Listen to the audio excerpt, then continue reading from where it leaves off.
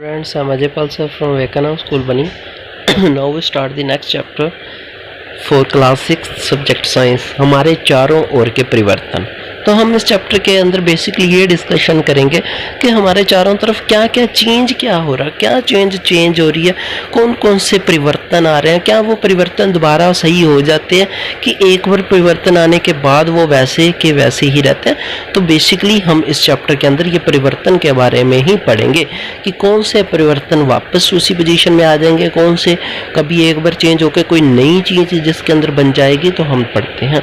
कल्पना कीजिए कि यदि आपने अपने चारों ओर किसी भी वस्तु में परिवर्तन करने की कोई जादुई शक्ति अचानक मिल जाए, क्या यह एक बड़े मजे की बात नहीं होगी? वे कौन सी वस्तुएं जिन्हें आप बदलना चाहेंगे? तो मान लो कि आपको ये दिमाग में आए कि ऐसा कुछ हो जाए कि आप के अंदर कोई शक्ति आ जाए और आप क्या क्या चीज़ें कर सको। आप राजा बन जाओगे, आपका जो महल होगा बहुत बड़ा होगा, या किसी आपके फ्रेंड के साथ कोई मजाक करोगे, या आपका जो बिस्तर है वो हवा में उड़ना शुरू कर देगा, या आपके पास कोई जादुई पेंसिल आ जाएगी। वास्तव में हमारे पास कोई जादुई शक्ति नहीं है, फिर भी हम अपने चारों ओर की कुछ वस्तुओं को बदल सकते हैं, शायद बहुत सी वस्तुएं। क्या आप कुछ ऐसी वस्तुओं की सूची बना सकते हैं जिन्हें आप बिना किसी जादू का प्रयोग किए बदल सकते हैं? हमारे चारों बहुत से परिवर्तन अपने आप होते रहते हैं। खेतों में फसलें समय अनुसार बदलती रहती हैं, पत्तियां रंग बदलती रहती हैं, सूखकर पेड़ों से गिर जाती हैं, फूल खिलते हैं और फिर मुरझा जाते हैं। क्या कोई परिवर्तन आपके शरीर में भी होता है? आपके नाखून बढ़ते हैं, आपके बाल बढ़ते हैं तथा आप बढ़कर लंबे हो जाते हैं। इन सब के बढ़ने के साथ आपका वजन भी बढ़ जाता है। क्या आपको पहले भी महसूस हुआ कि आपके चारों ओर हर समय बहुत से परिवर्तन होते हैं? तो आप देखो, जब आपकी हाइट बढ़ती है, आप लंबे होते हो, तो क्या आप दोबारा छोटे हो सकते हो? नहीं हो सकते।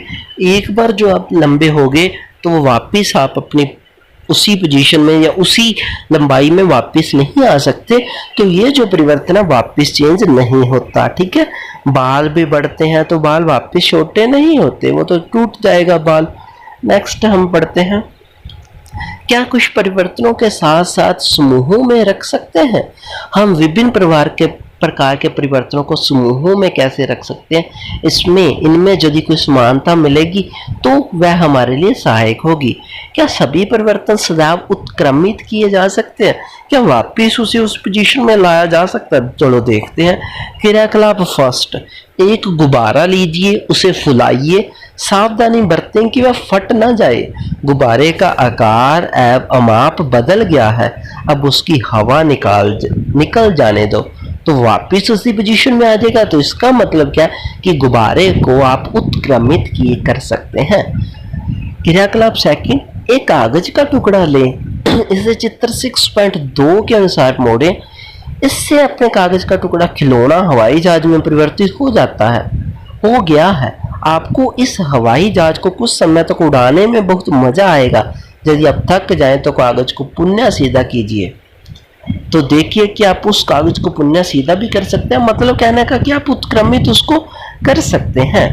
नेक्स्ट देखते हैं, गूंदे हुए आटे की एक लोई बनाइए, इसे रोटी बेलने की कोशिश कीजिए। शायद आप इसके आकार से खुश न हो, इस रोटी को दोबारा लोई में परिवर्तित करना चाहेंगे तो आप कर सकते हैं, वो वापस आटा बन जाएगा। अब इस क्रियाकलाप फर्स्ट 1, 2 और 3 में जो 3 परिवर्तन है उनके बारे में सोचिए। उनमें एक जैसा क्या है? क्या यह संभव है कि गुब्बारा अपने पूर्व आकार और माप में वापस आ जाए? क्या कागज का माप पहले और हवाई जहाज बनने के बाद समान है? क्या गूंदे हुए आटे से पुनः लोई बनाना संभव है? तो आपने क्या निष्कर्ष निकाला? क्या इन तीनों क्रियाकलापों में यह संभव है कि किसी पदार्थ से यह क्रियाकलाप प्रारंभ किया गया है वह उस पदार्थ को वापस पाया जा सकता है?